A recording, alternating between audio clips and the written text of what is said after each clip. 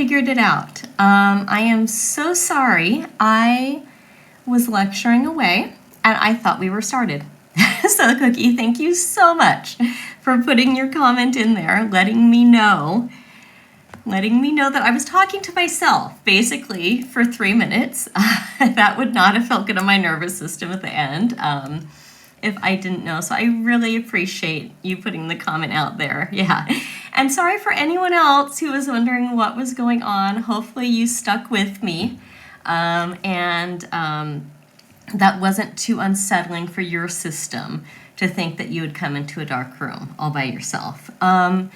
So I was just kind of giving an overview before I start lecturing in that this is a lecture series. You might have noticed that it's 1 of 10.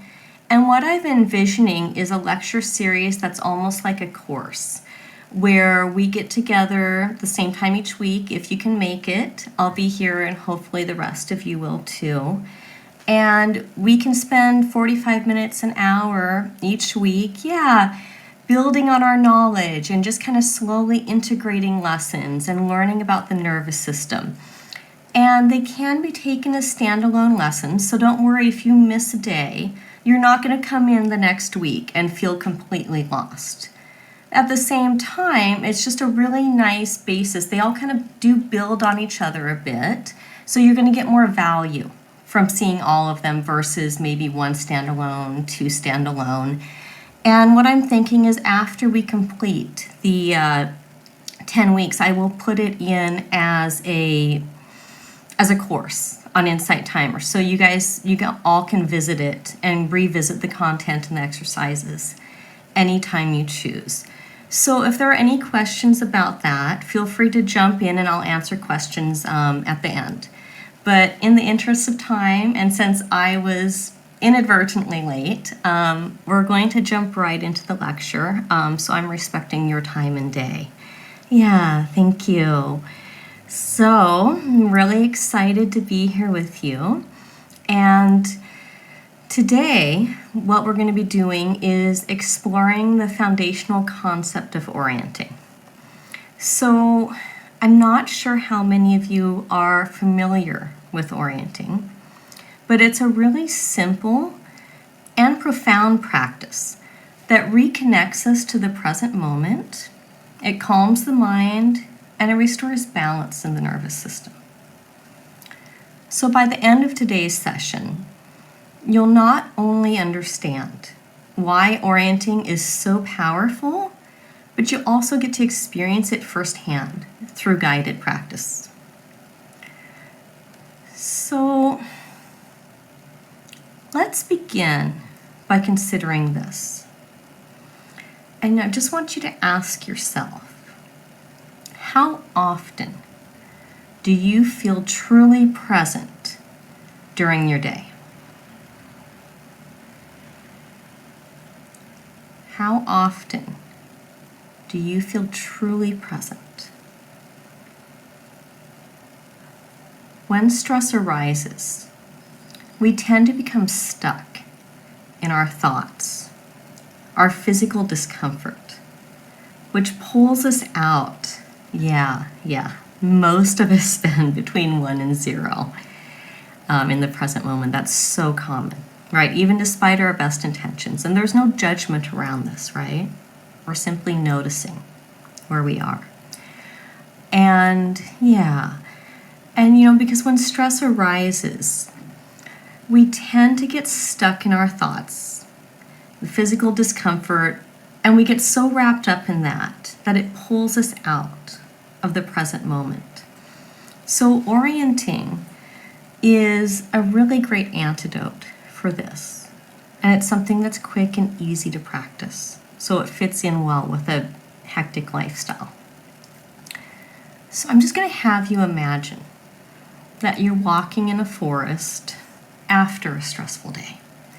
Or maybe, if the forest doesn't appeal to you, maybe it's the ocean or the desert, somewhere in nature. You're out somewhere in nature that feeds your soul. And you notice the sounds around you. Maybe the rustle of leaves, the sound of birds or waves rolling into the shore.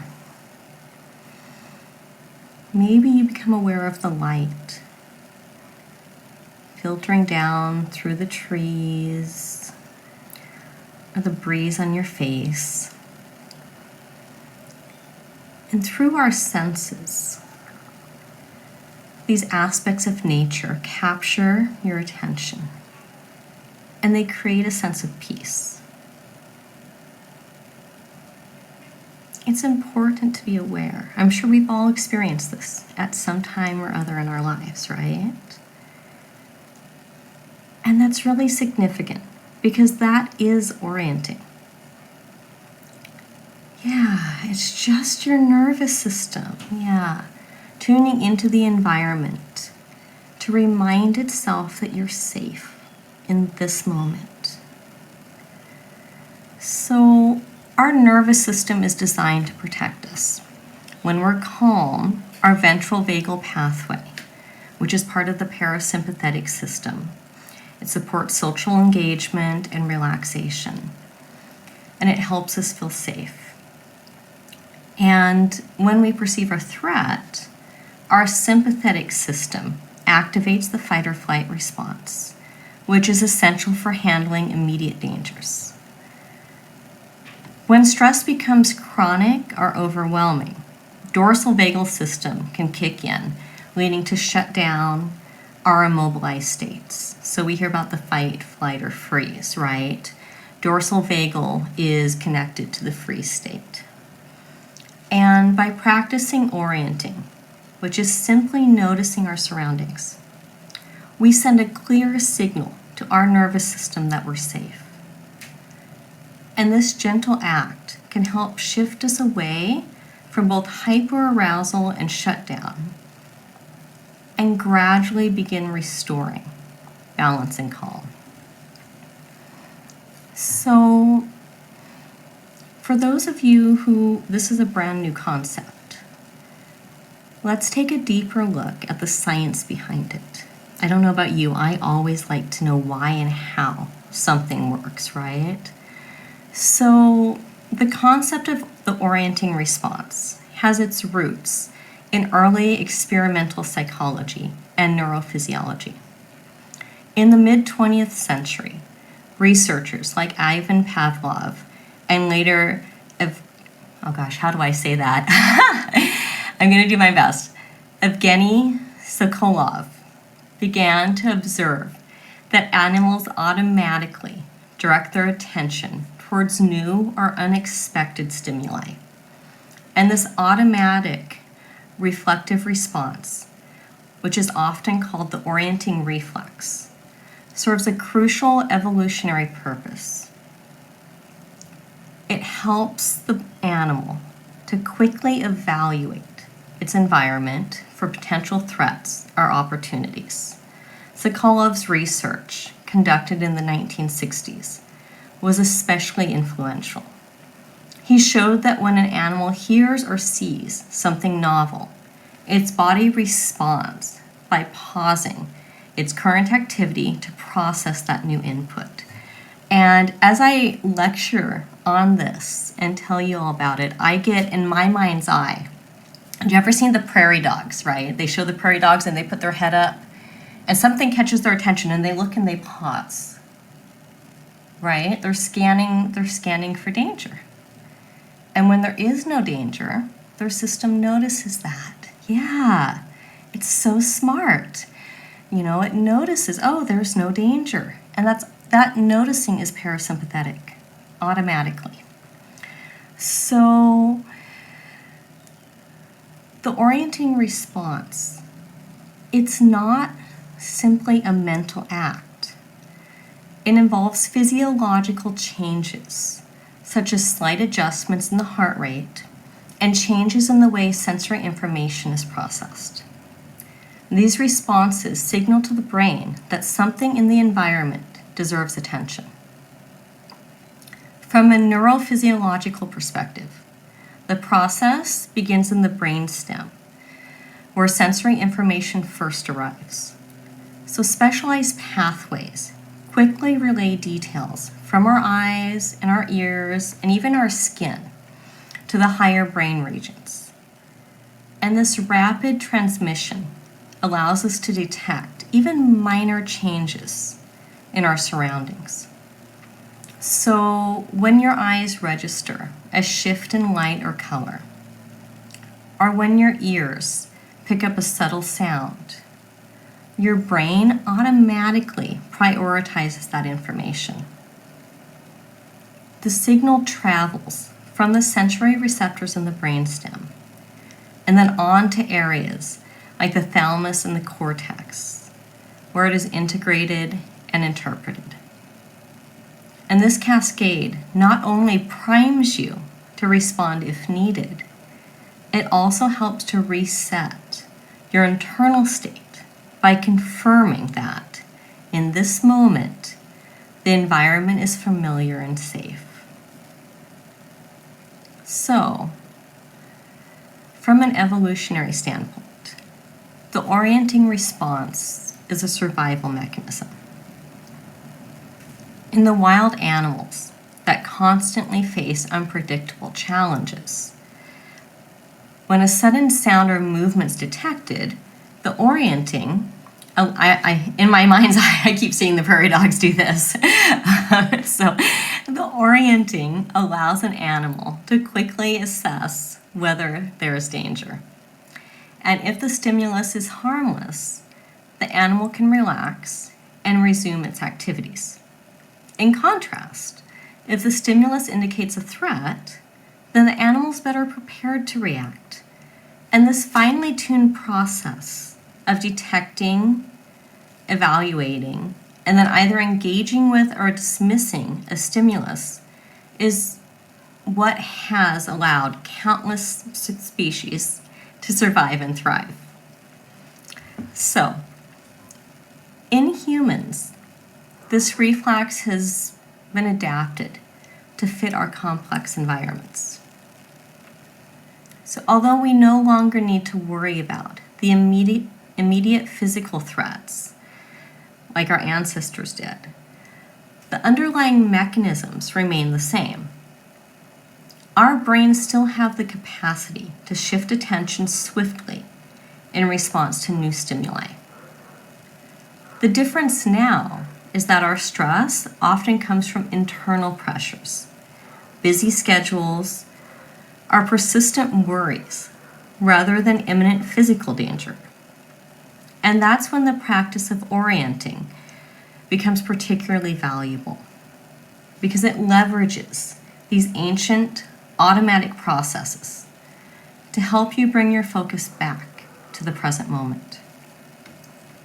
So, research indicates that even brief periods of mindful noticing, right? It doesn't have to be a huge meditation session. It doesn't have to take up your whole day. Just little moments, little glimmers of mindful moments. Sometimes even just a few seconds can help to disrupt the cycle of stress. And by deliberately engaging the orienting response, you can provide your nervous system with clear evidence that the environment is safe. This in turn helps to quiet the internal chatter and reduce the activation of stress responses. So, a good summary of this is that the orienting response is both a product of evolution and a finely tuned neurological process. And it demonstrates how our bodies are wired to detect and assess our surroundings rapidly, which enables us to transition from a state of alertness to one of calm when no threat is present. And this expanded understanding not only reinforces why orienting is such a foundational tool for nervous system regulation, but also sets the stage for practical exercises, which we're going to explore today. So So I'm going to invite you to think about some everyday situations where you might naturally or intentionally use this practice of orienting to help reset your stress response. So we're just going to take a few moments here so you can reflect, knowing there's no rush.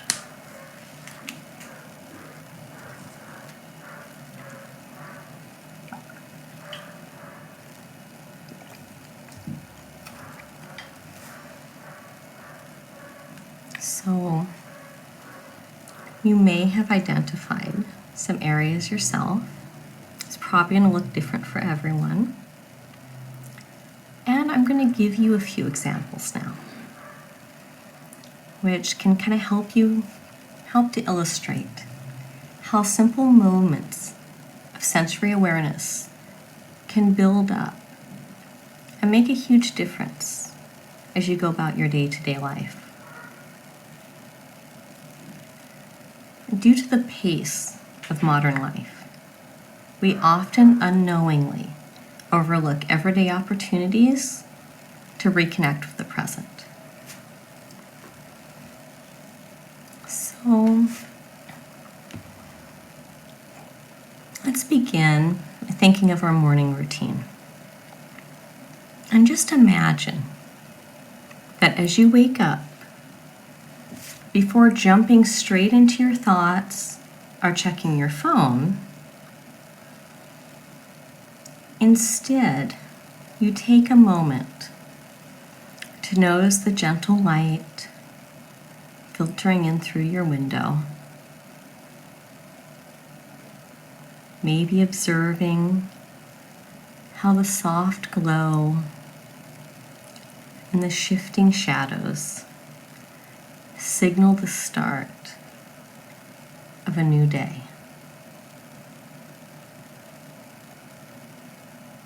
This early morning moment of noticing can set the tone for the rest of your day.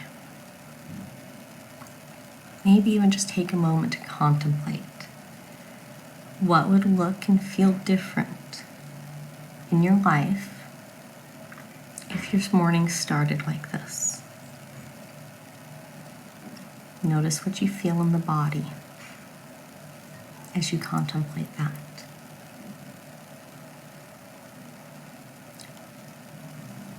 And now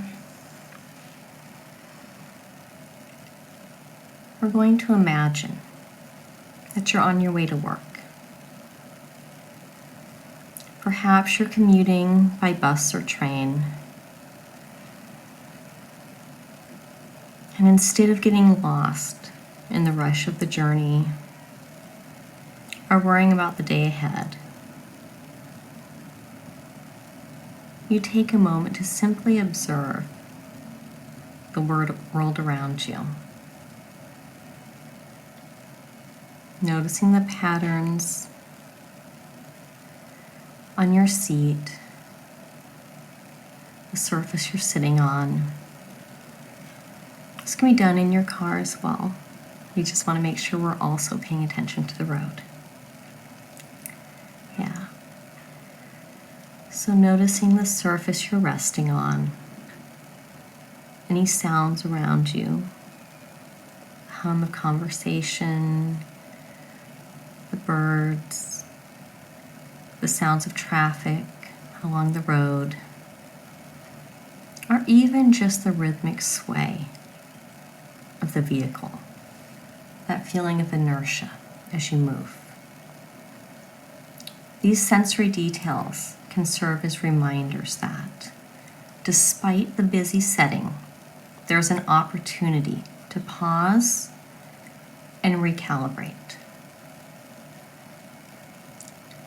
Now, I don't know what you all do for work, but I'm guessing that regardless of the job, There are plenty of moments to practice orienting. So, one example could be that when you're transitioning between tasks or waiting for an email to load, you might allow yourself a brief pause. Even just, looking around your office or workspace,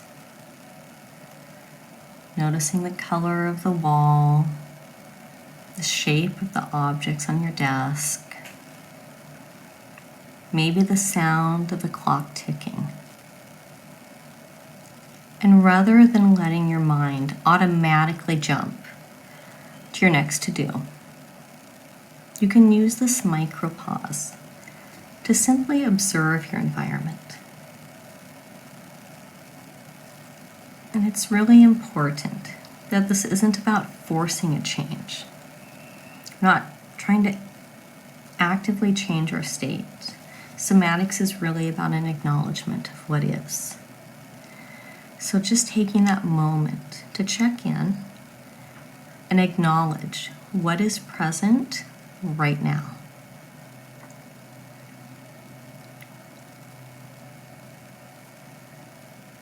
I work with clients a lot with helping to integrate this into their lives and how we can take what we do in the coaching session and move it out to become a part of their routine or their habit.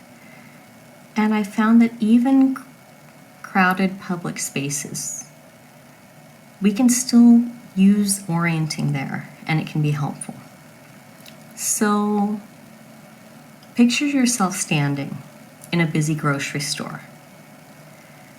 And amid the background clatter, the rustle of shopping carts, at those awful overhead fluorescent lights, and even in all of that,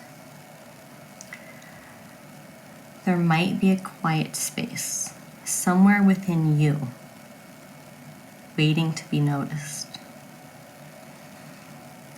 And a helpful practice here is, yes, using your senses to take in surroundings, noticing any small details, maybe the light fixtures, patterns of tile on the floor, the kind of background murmur of voices, and if we maybe imagine, we can imagine that we have a magic remote control. And we hit pause. And everyone and everything freezes except for us. All that hustle and bustle, if it feels overwhelming, we can imagine that just stopping. And we have space then. We have space to process, space to process all that sensory information, to look around, to scan for danger, to breathe. This is one of my favorites with clients. And to notice that despite everything going on, all of that sensory overwhelm, because it can be overwhelming, we get to choose to slow it down so we have choice, and we get the time to process that and notice that we're safe. So in each of these scenarios, whether it's your morning wake up, your commute, or a pause at work, they all demonstrate how the practice of orienting isn't reserved for meditation sessions or special retreats. It's a natural process that you can tap into throughout your day. And by learning to notice the simple details of your environment, you help signal to your nervous system that you're in a safe space, even amid life's chaos.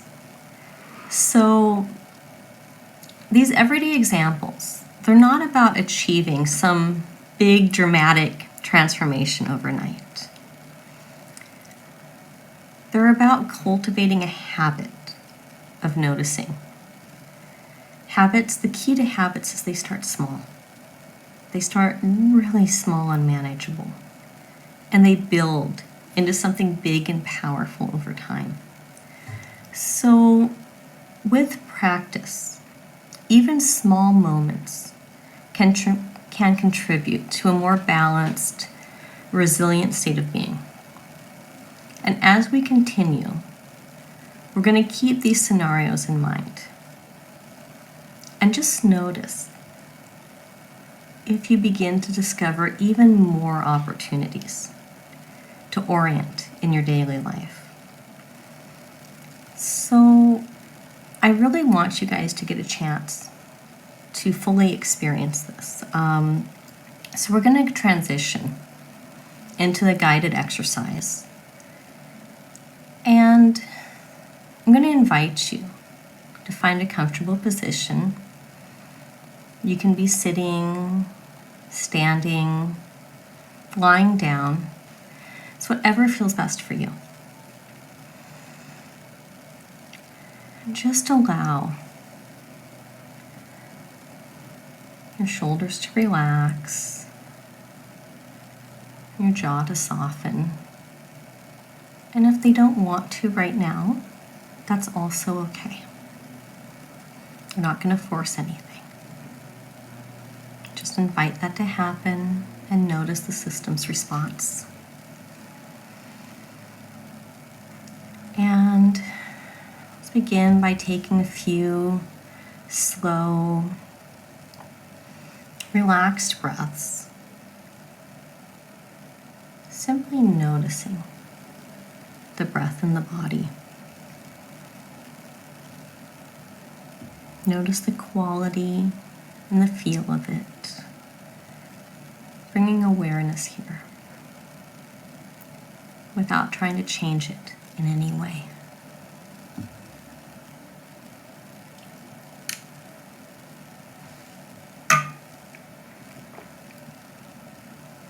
Now we're going to inhale slowly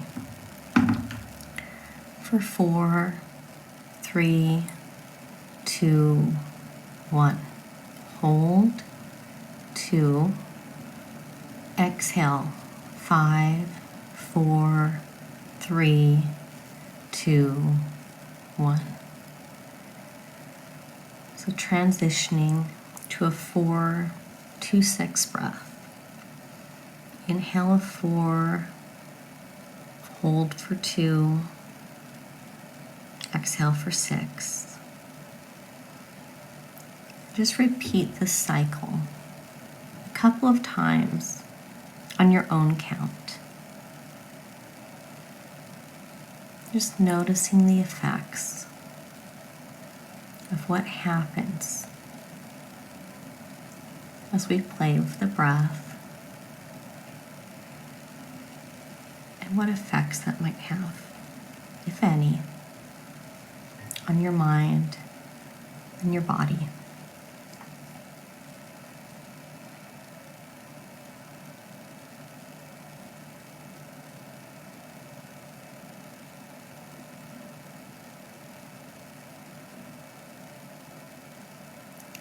And when you're ready, there's no rush, we're going to gently allow your eyes to scan the entire room or the space that you're in. I'm not going to focus the gaze for now. We're just going to allow it to travel naturally. And really kind of slow it down. A relaxed, curious gaze. Maybe like we're moving through mud or thick cement. There's no agenda here. We're just allowing it to go left and right and up and down. Just noticing really taking in what's around us, getting the big picture overview to start.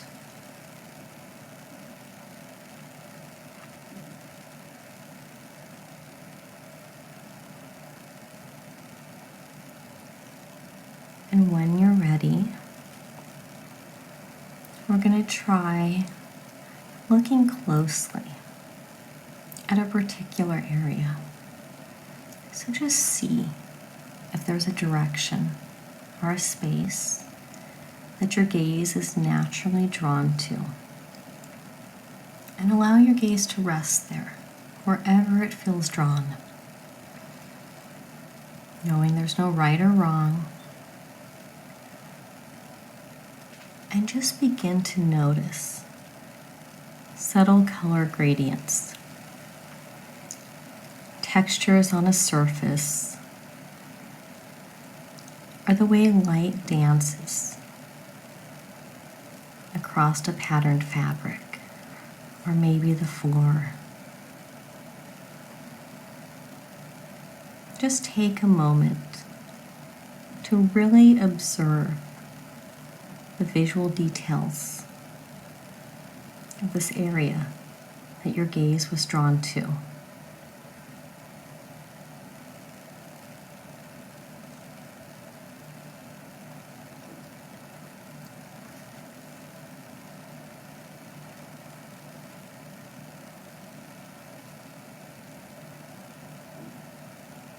And when it feels right for you,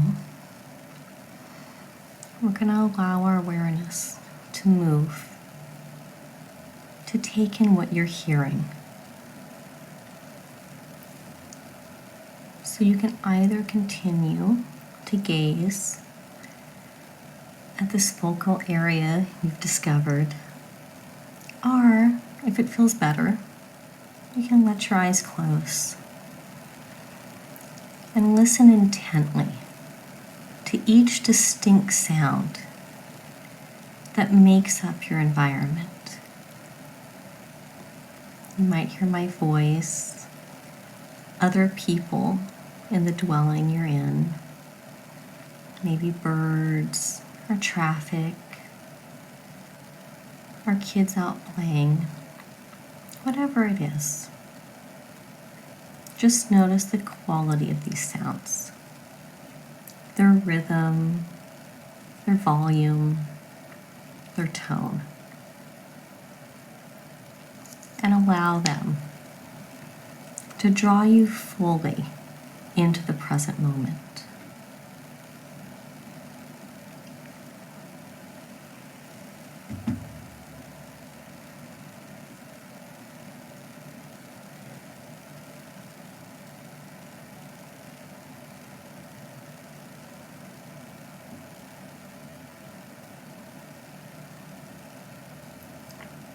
And when you're ready to move away from sound, we're going to bring our focus to the sense of touch.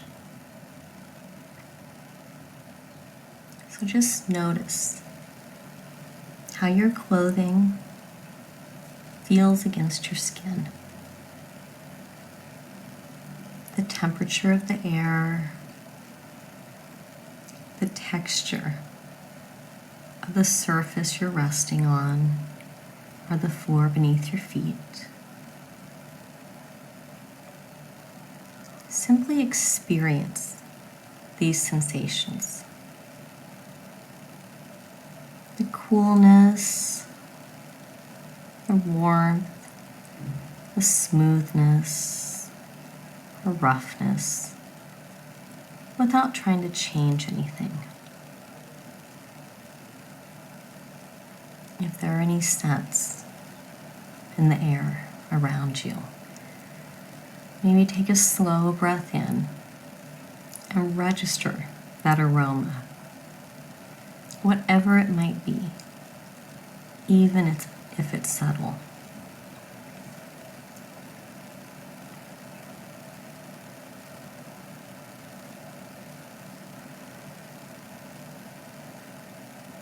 after you've allowed each sense to share its details with you, I'm going to invite you to gently allow your eyes to reopen and settle on one specific element in your environment that feels either neutral or soothing. It might be a simple object, a piece of art on the wall, a small plant, a spot of sunlight, anything that feels calming or at least neutral in your body. Stay with this object for a few moments, and as you do, just allow your body to notice any subtle shifts. Maybe your shoulders relax even further, or your breath becomes even steadier. Allow this focused observation to become an anchor, a reminder that safety and presence exist here in this very moment.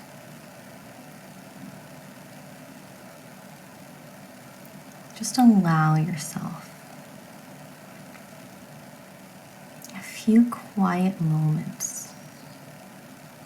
Just rest and take in this experience that you've created. There is no need to analyze or label anything. Just be aware of the gentle state of calm and connection that's emerged. And when you're ready, take one final deep grounding breath. Inhaling slowly, filling the lungs completely, and then exhaling fully through the nose, releasing any lingering tension. So remember, this practice is all about cultivating a gentle, ongoing awareness of both your surroundings and your internal state. With regular practice, these moments of sensory exploration can become a natural part of your day, offering a simple way to reset your stress response and remain balanced throughout your daily life. So,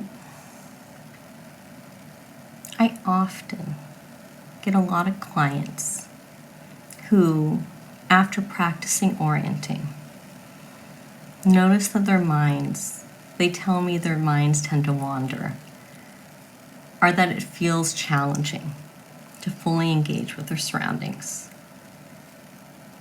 And I just want to highlight that these experiences are perfectly normal, and they even offer valuable insights to your own personal process. So, if you find your attention drift away from the present moment, orienting is very similar to meditation, right? Except we're doing it as we go. We're not sitting there with our eyes closed trying to block out. We're actually using our senses to bring our environment in. And just like with meditation, if you find your attention drifting away from the present moment, it's really helpful to simply acknowledge that this is part of the practice. There's no need for self-criticism. Doesn't mean you're doing it wrong. So instead, just notice that moment of distraction as if you're observing it from a distance. And then gently guide your focus back to your sensory experience. So, just an example of this is maybe you start to notice your thoughts are racing, or you completely lose focus.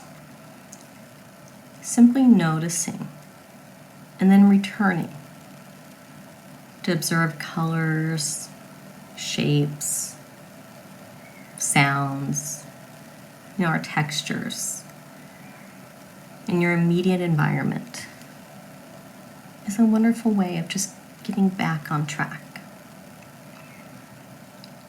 And it's really important to remember that this isn't about achieving perfection. So we're not trying to make it so that there are no distractions and you never, ever, ever feel stressed. Orienting is not a frontal lobotomy, fortunately or unfortunately, depending on what you were hoping for. It's just a habit that we can use to just be kind to ourselves and come back into our body, regardless of what might be happening in our lives. So I'm noticing that we're almost out of time, and I do want to leave time for any questions if people have any. I'm more than happy to stay on for a few minutes and engage with you. Next week, we're going to dive deeper into how the autonomic nervous system functions as the foundation of our stress response. Yeah. And how body scanning and balancing breath work can be used to help reset the system. Just like today, we'll be doing a mix. We'll be doing a mix of neurobiology and science, because I don't know about the rest of you. My logical mind needs to know why I'm putting effort into this, right? And how it works and what to expect, and not just because someone told me to do it. I find that's really helpful for my system. Yeah, thank you guys.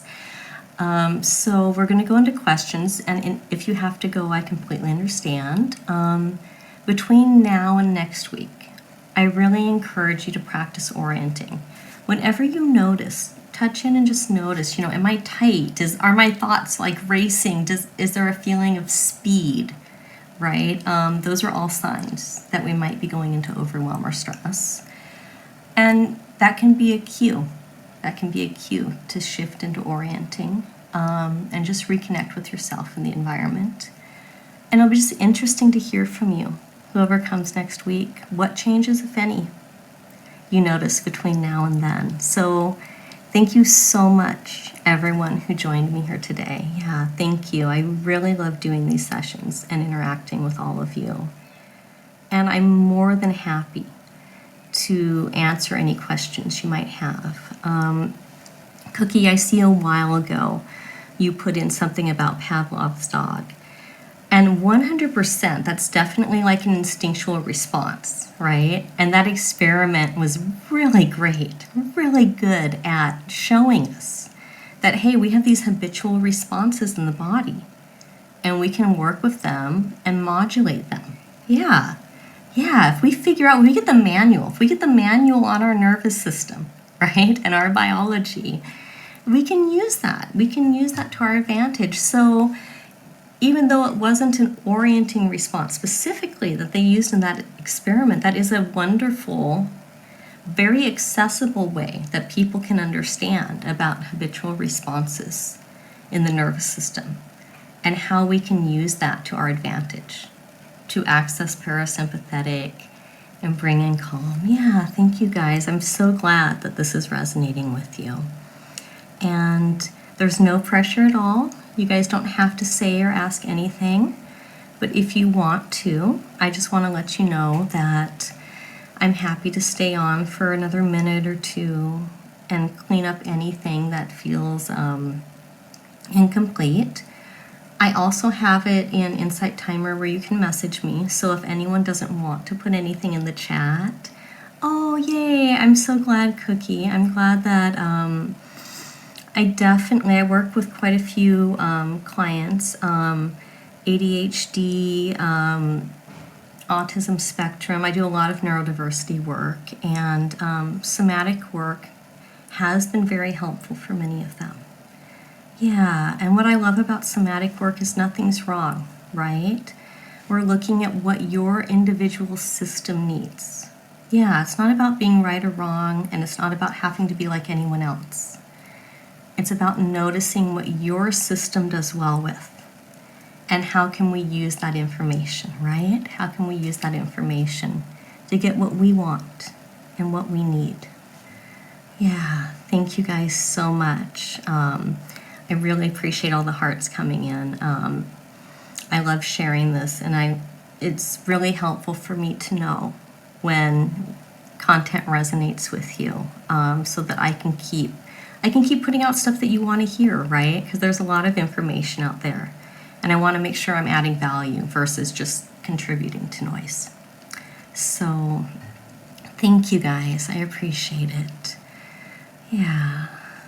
So if there's nothing else, then I'm going to sign off. If anything feels incomplete for you guys later, feel free to message me directly in the app, and I'm more than happy to answer any questions or continue a conversation and support you there. So I hope you guys have a beautiful rest of your Sunday, and thank you so much for joining me.